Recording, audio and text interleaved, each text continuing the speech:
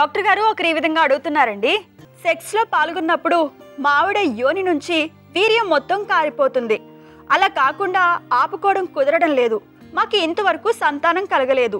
వీర్యం ఇలా బయటకు రాకుండా ఉండాలంటే ఏం చేయాలి? పరిష్కారం తెలియజేయండి అంటూ అడుగుతున్నారు. సెక్స్లో పాల్గొన్నప్పుడు మొత్తం వీర్యం అంతా యోని నుంచి బయట రావడం అనేది ఒట్టిదండి, రాదండి, ఎవ్వరికి రాదు. యోని మార్గం ఎంత ఉంటుంది? పొడుగు కనీసం 3.5 అంగుళాలు ఉంటుంది. సెక్స్లో పాల్గొడు స్కలించే వీర్యం ఎంత ఉంటుందంటే 2.5 cc to 5 cc ఉంటుంది. మహాగ్యం అంటే 7 cc ఉంటుంది. 5 cc ఏంటండి? ఓ టీ స్పూన్ అంతా, ఓ టీ స్పూను, మామూలు టీ స్పూన్ ఉంటుంది కదా, మన అందరికి చెంచా స్పూన్స్ ఉంటాయి కదా, అంత ఉంటుంది. ఇంత వీర్యం లోపల పడ్డాక ఆ వీర్యం నీళ్ళగా ఉండదు, ఎలాంటి జిడ్డుగా ఉంటుంది.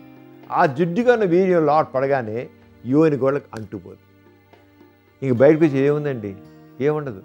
వాళ్ళు బయటకు వచ్చింది అనుకున్నదంటే సెక్స్లో పాల్గొన్నప్పుడు యోని మార్గం లోపల ఉండే అక్కడ ఉండే గ్లాండ్స్ ఉంటాయి, అవి వాటరీ సిక్రిషన్ చేయబట్టి వాటి నీరు బయటకు వచ్చింది, సెమెన్ కాదు. చాలామంది భ్రమించింది ఏంటంటే ఆ వీర్యం మొత్తం బయటకు వచ్చేసి అనుకుంటారు. ఏమీ రాదు. అంచేత ఎప్పుడు బయట పిల్లలు పట్టబడానికి దీనికి వీర్యం బయట రావడం కారణం కాదు, ఎవ్వరికి రాదు, అక్కడే ఉంటుంది, ఆ లోపడే ఉంటుంది. అది బయటకు వచ్చేది మాత్రం వీర్యం కాదు అని పిల్లలు పట్టినప్పుడు డాక్టర్ చూపించి ఏంటని కారణం చూడాలి. ఇది మాత్రం కారణం కాదు. చూసారు కదండి ఇవాల్టి సుఖజీవనం కార్యక్రమం. మీకు కూడా లైంగిక సమస్యలు కానీ సంతానలేమి సమస్యలు ఏమైనా ఉంటే మీ సమస్యలను వాట్సాప్ ద్వారా పంపొచ్చు.